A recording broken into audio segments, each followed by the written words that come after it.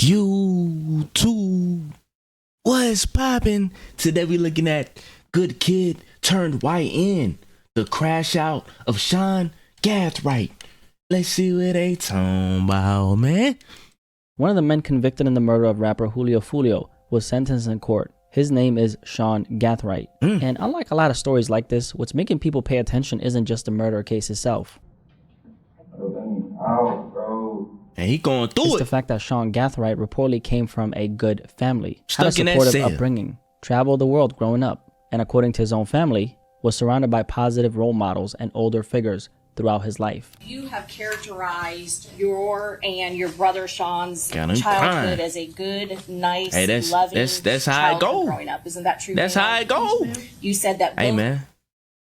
When you get in that court, behind those four walls, locked in that cell, that's when you really feel it, boy. You're not as tough as you thought you was. Yeah, not just speaking on him directly, but in general, people that get locked up, man. Let this be a lesson learned. Stop trying to be Mr. Tough Guy. It's not gonna work. It's not gonna work. Both of you had wonderful, loving, supportive relationships. Look Isn't at that him, true, man. ma'am?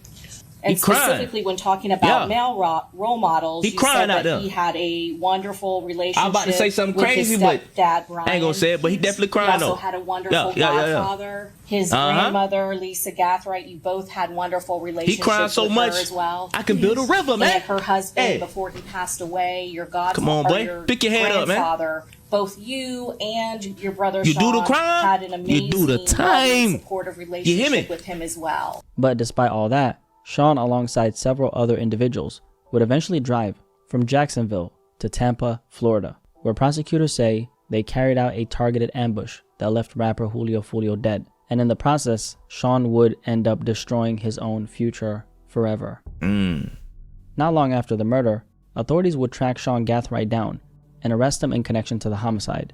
And by the end of the trial, Sean was crying in court, which raises a bigger question that honestly goes far beyond this case alone. How did we get here? And how does someone who seemingly had love, guidance, structure, and opportunity still end up making the worst decision of their entire life? Sean Influence. Gathright was described by his sister Environment. as the type of little brother who was always joking around and messing with people. The two grew up extremely close in a military family and were rarely ever separated, despite constantly moving around growing up. His sister described Sean as funny, caring, and somebody who was always there This whenever him? she needed him. This him right here with his sister. Oh man, yeah, he definitely a good kid. He don't belong in that cell, man. I mean, I ain't gonna say that, but made some wrong moves. Hey man, be careful who you hang with. Be careful your environment. Don't be trying to please people, man. Don't do it. Don't do it. Cause he locked in that cell.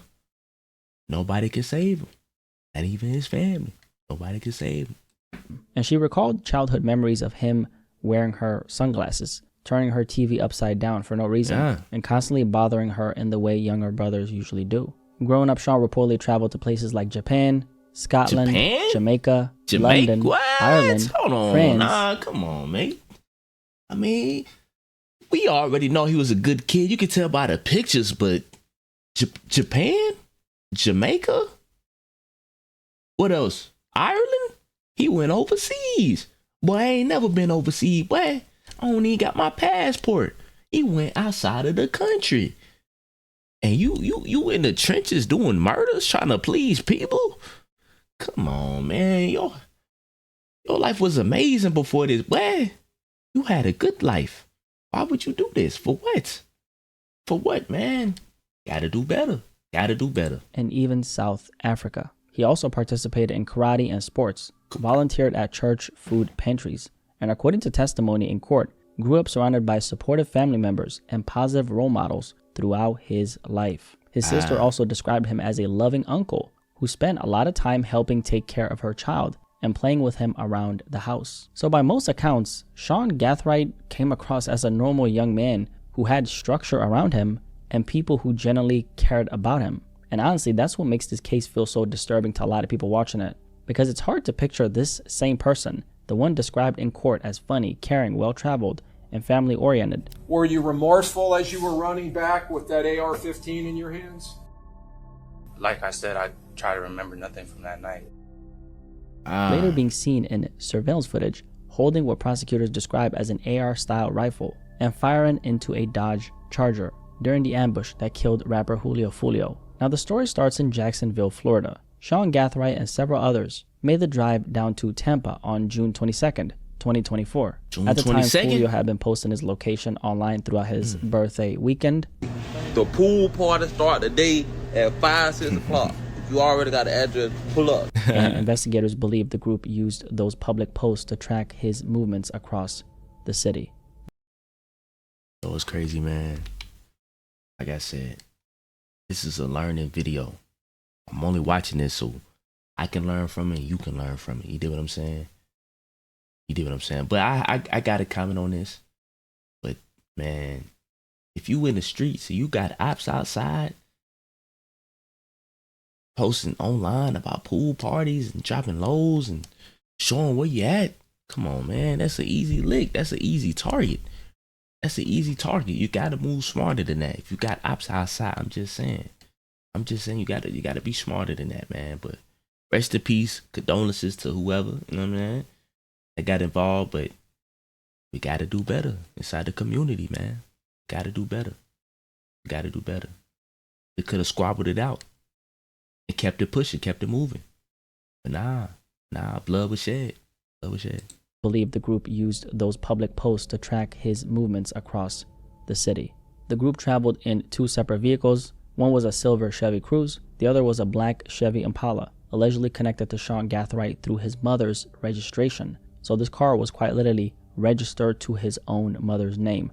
However, it was noted that this was mainly used as his own personal vehicle. By the time they reached Tampa, prosecutors say the group checked into an Airbnb, located just minutes away from where the murder would eventually happen. At that point, everything still looked normal on the surface. Just another group of young people in another city during a weekend trip. But according to court documents, the real reason they came to Tampa started unfolding later that night. Investigators say the group began following Fulio's movements across the city after he publicly posted locations tied to his birthday celebration. Prosecutors claim the silver Chevy Cruze allegedly acted almost like a lookout vehicle. What Drake say is one line that Drake said: "They only finesse you when you don't move properly." Something along those lines. I think he said that though. But come on, man, you gotta move better. Gotta move properly.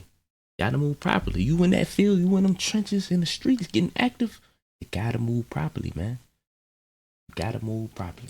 Locating Fulio and the people around him before the black Chevy Impala connected to Sean would later arrive nearby. The first stop prosecutors mentioned was Teaser's Gentleman's Club, then another nightclub called Truth 18. Surveillance footage, phone records, and location data allegedly placed both vehicles near those locations throughout the night. And prosecutors claim Sean's phone actually became one of the biggest pieces tying the entire timeline together. The court documents state that Sean's phone allegedly continued appearing near every major location connected to Fulio that particular night.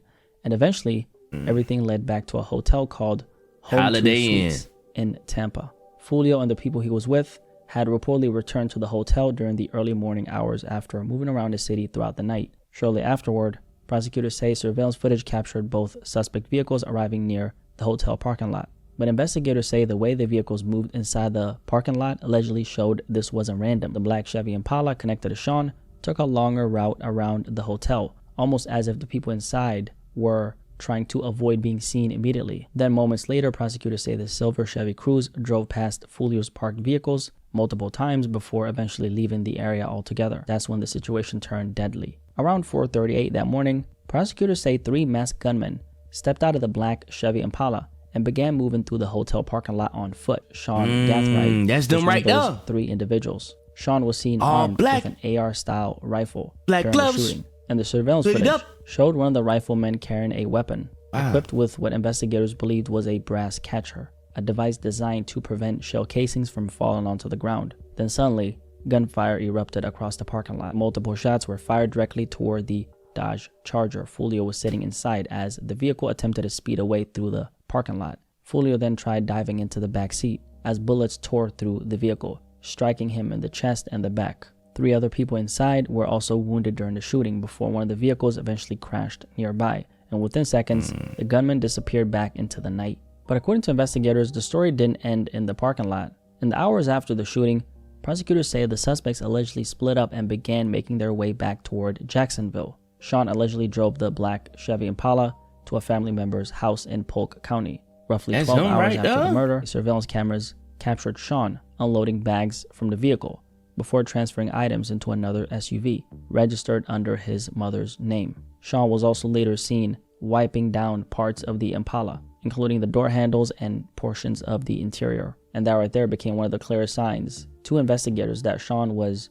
now starting to panic. Because by this point, investigators say the digital trail surrounding the murder was already beginning to close in around everyone involved. Phone records, license plate readers, surveillance footage, Airbnb cameras, Uber records. Nearly every moment tied to the trip from Jacksonville to Tampa was reconstructed piece by piece. Then just days later, Sean was pulled over in Jacksonville while driving a different SUV. Officers allegedly discovered ammunition, firearm parts, and bags prosecutors believe may have been connected to the aftermath of the shooting. And as investigators continued searching deeper into the case, things became even worse for Sean. Hey man, you can tell already this is a young bull.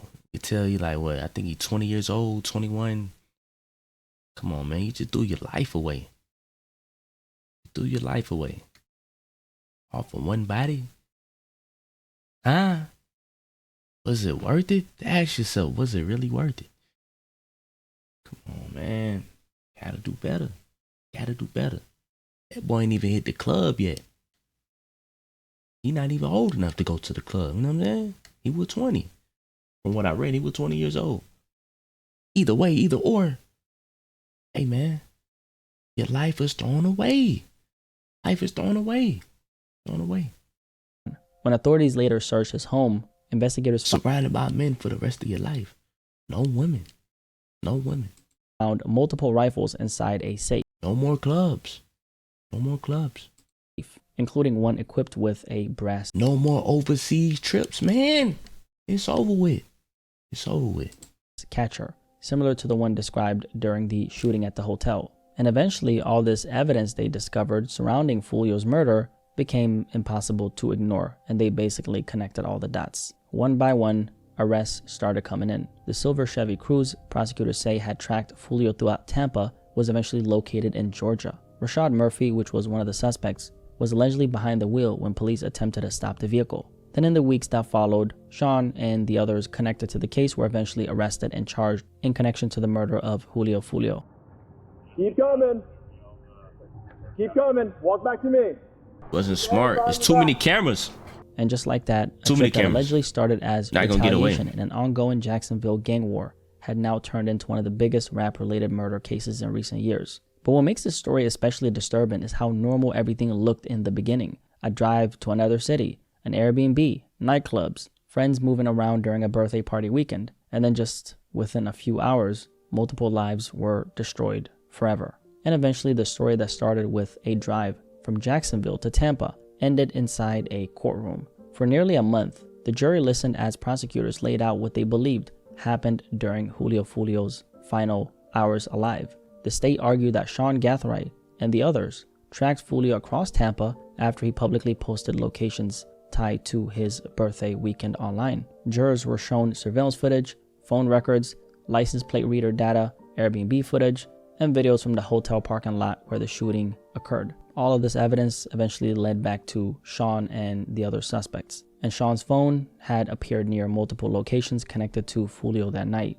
His black Chevy Impala was allegedly seen moments before the shooting, and prosecutors claim surveillance footage later captured Sean cleaning the vehicle afterwards, when he was basically trying to clean it so they wouldn't really catch the DNA on the car, but obviously he was already cooked at that point, right? Now, as the trial continued, Sean started standing out from the others involved in the case, because unlike some of the other defendants, prosecutors never argued that Sean himself was actually a gang member. And during a specific phase of this trial, the jury were introduced to a completely different image of Sean. His family described him as intelligent, funny, and raised in a stable home with positive role models around him. Sean attended college prep schools, took college classes, and traveled internationally growing up while his parents served in the military.